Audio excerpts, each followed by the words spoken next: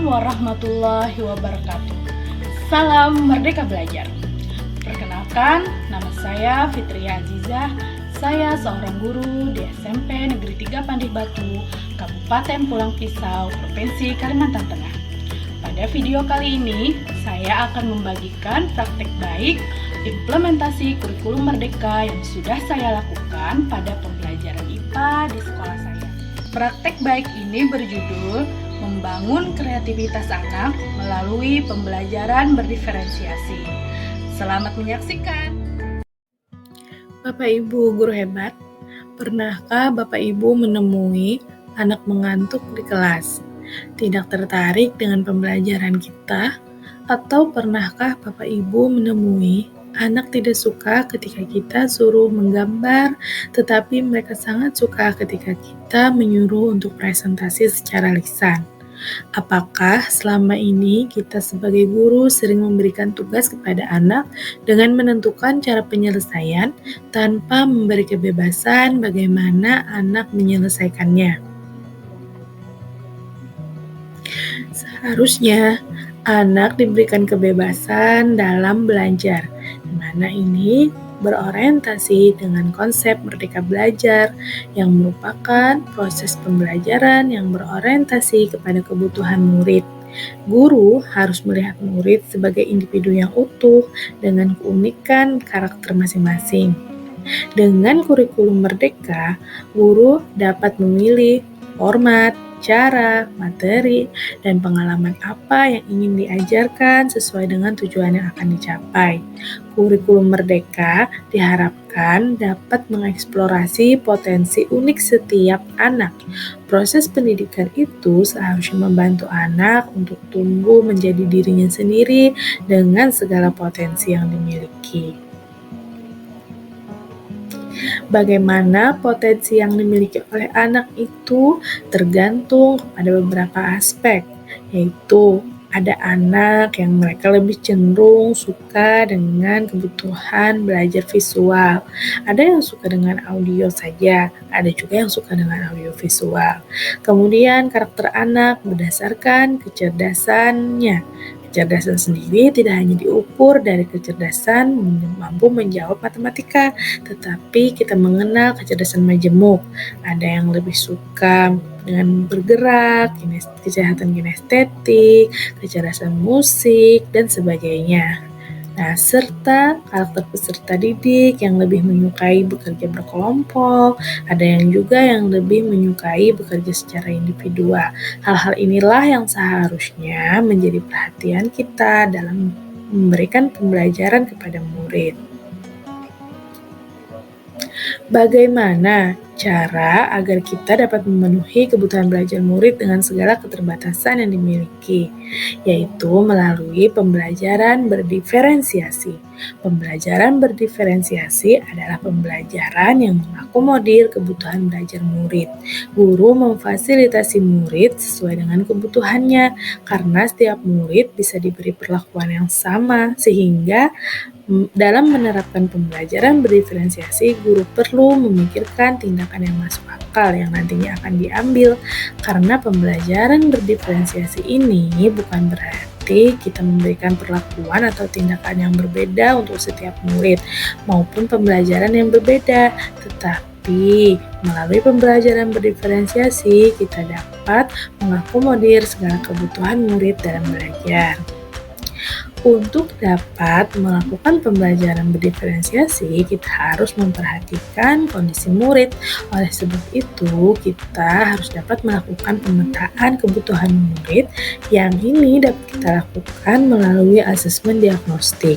Asesmen diagnostik itu adalah penilaian yang kita lakukan sesuai dengan kondisi murid yang dapat kita lakukan melalui dua asesmen, yaitu asesmen kognitif dan asesmen non-kognitif.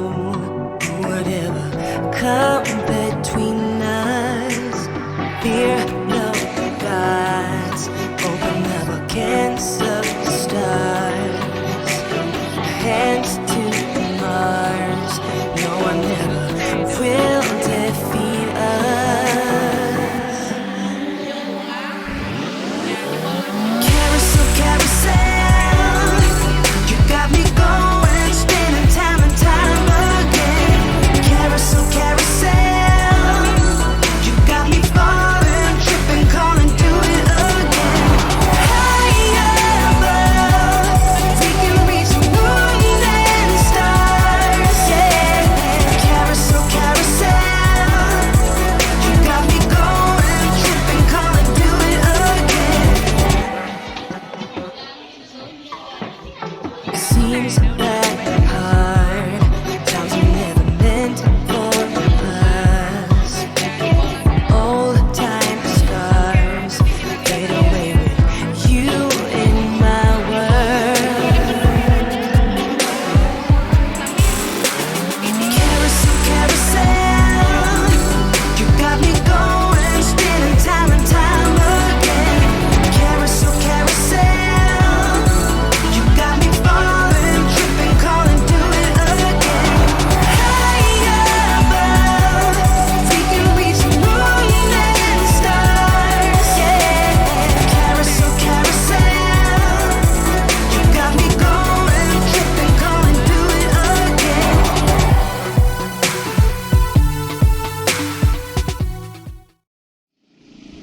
Setelah saya melakukan pembelajaran berdiferensiasi di kelas, saya memperoleh hasil bahwa pembelajaran berdiferensiasi dapat meningkatkan minat belajar dan motivasi belajar anak.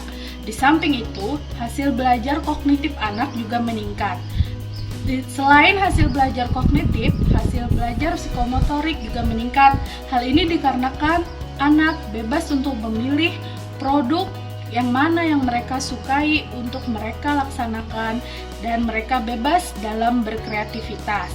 Pembelajaran dari segi kognitif dan psikomotorik, afektif anak-anak juga berubah. Anak-anak menjadi lebih hangat kepada saya dan menjadi lebih terbuka untuk menyampaikan saran dan pendapatnya serta perasaannya terhadap pembelajaran. Hal ini sangat positif dalam menciptakan iklim belajar yang baik di kelas saya. Dengan pembelajaran berdiferensiasi, bukan hanya anak-anak menjadi lebih termotivasi, tetapi saya sendiri menjadi lebih bersemangat untuk dapat menciptakan iklim belajar yang mendukung pertumbuhan anak sesuai dengan potensi mereka, di mana keberagaman peserta didik itu adalah hal yang harus kita sebagai guru syukuri. Mereka terlahir dengan potensi dan bakat yang mereka miliki masing-masing. Tugas kita lah sebagai seorang guru untuk menyediakan wadah, memfasilitasi pembelajaran yang dapat memenuhi hak dan kebutuhan belajar setiap murid. Demikian praktek belajar yang dapat saya lakukan. Terima kasih karena telah menonton video ini. Assalamualaikum warahmatullahi wabarakatuh.